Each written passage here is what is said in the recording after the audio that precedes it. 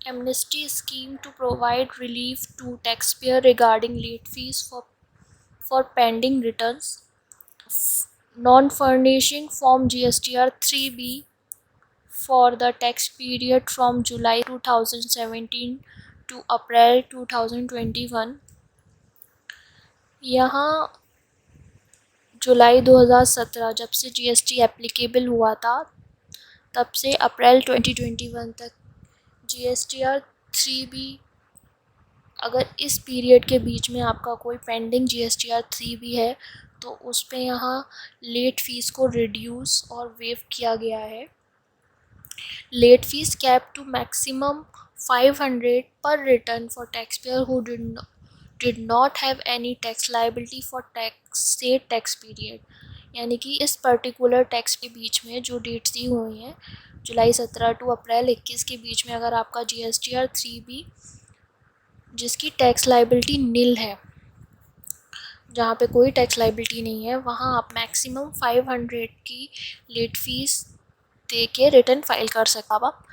और late fees cap to maximum 1000 पर return for other tax pair.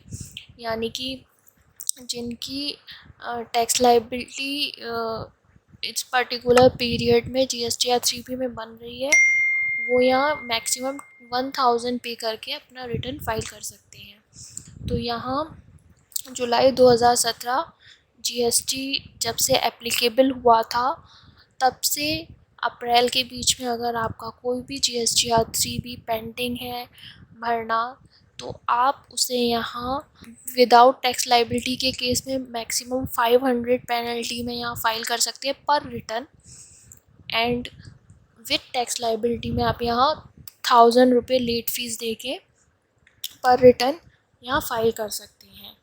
पर यहाँ जो ड्यूरेशन दी गई है ये रिटर्न फाइल करने की वो यहाँ 1 जून 2021 से 31 अगस्त 2021 के बीच की ही दी गई है.